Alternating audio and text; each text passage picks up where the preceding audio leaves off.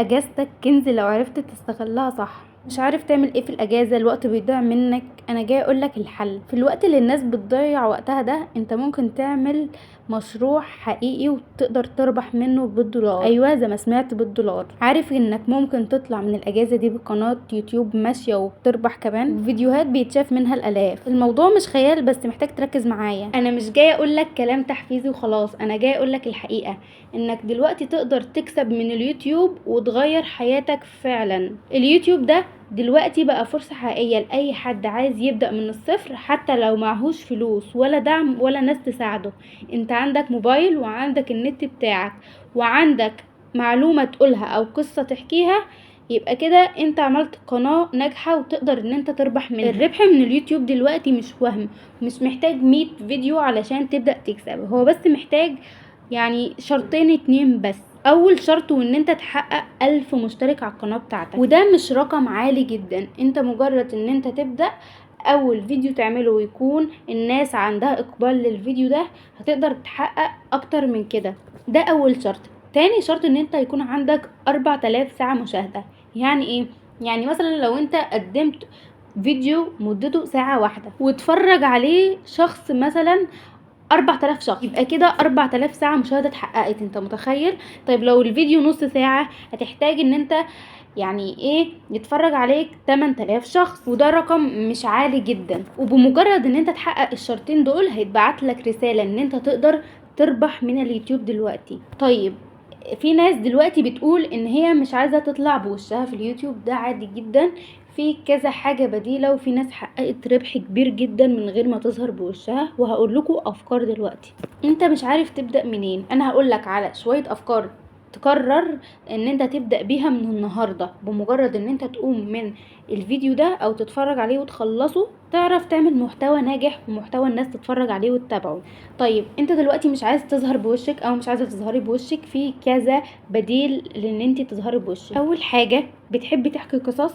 ممكن تعملي محتوى قصصي عن الفيديوهات دي. زي ما احنا شايفين دلوقتي ان في قنوات كبيرة جدا بتعمل افلام وبتعرض قصص محققة ربح عالي جدا جدا. ممكن تعمل نفس المحتوى، يعني ايه؟ تجيب قصة، تجيب فيلم وتجيب حاجة وتحكيها انت بصوتك وتشرحها للناس، وده عليها اقبال جدا. عندك موهبة، يعني مثلا بتعرف ترسم، بتعرف خطك اللي هو الخطوط العربية اللي شكلها حلو دي، ممكن ان انت تصور فيديو وانت بتعمل الحاجات دي وتعمل محتوى بيها، وده عليها اقبال حلو برضو. طيب لو انت مش عايز تعمل فيديوهات من اللي هي الطويلة، انت ممكن تعمل اللي هي الشورتس، اللي هي الفيديوهات القصيرة دي، بس محتاجة مش 4000 ساعة مشاهدة، لا خالص، هي محتاجة 10 مليون مشاهدة. يعني انت وحظك 10 مليون مشاهدة دول جم في فيديو كده عادي، جم في كذا فيديو، بس ال10 مليون دول ليهم يعني ايه وقت محدد ان انت تكون عملتهم فيه عشان تقدر تربح، اللي هو 3 شهور. يعني تعمل الفيديوهات اللي هي القصيرة دي لمدة 3 شهور، ولازم تكون حققت 1000 مشترك وال10 مليون مشاهدة. طيب والفيديوهات الطويلة محتاج برضو ان انت تكون عندك 1000 مشترك و4000 ساعة مشاهدة. دي الشروط. وممكن لما تعمل الفيديو تشاركه مع اصحابك ومع قرايبك في جروبات، يعني برضو عشان تقدر ان انت تربح بسرعة ويجيلك مشاهدين كتير. نكمل بقية الافكار بتاعتنا اللي ممكن تعملها من غير ما تظهر بوشك. اول حاجة بعد اللي احنا قلناها طبعا، ممكن تعمل محتوى طبخ. لو انت شاطره في الطبخ والحاجات دي، انت ممكن تقدري ان انت تعملي محتوى بده ويكون حلو جدا، زي القنوات الكبيره اللي دلوقتي موجوده وبتعمل محتوى طبخ من غير ما تظهر وشها، وبيحقق مشاهدات عاليه جدا زي ما انتم شايفين. وزي ما قلنا لو عندك موهبه زي الرسم والحاجات دي، برضو بتجيب مشاهدات عاليه جدا. وممكن برضو زي ما احنا قلنا ان انت تحكي قصص او افلام وتلخص وتعمل الحاجات دي. رابع حاجة معايا وهي الجيمنج، واللي هي الالعاب، تشرح اللعبة دي بتتعمل ازاي، بتشتغل ازاي، مش عارفة ايه الكلام ده، برضو بيحقق مشاهدات عالية جدا.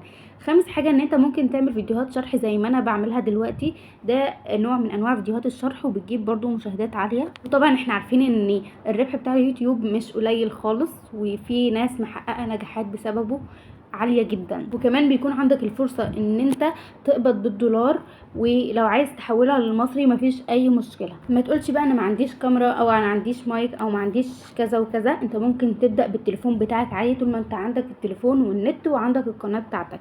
ابدأ حتى لو بتصور بموبايل قديم، بس المهم تبدأ. ولو وصلت لاخر الفيديو فاكتب لي تحت انا قررت ابدأ، علشان اعرف انك معايا وانت جاهز تغير حياتك. وما تنساش تشترك علشان ننجح سوا، واعمل لايك للفيديو، واستغل الاجازة صح، ودي احسن استغلال ان انت تستغل الاجازة فيه. وكل فيديو بتنزله هو خطوة ناحية هدفك الكبير.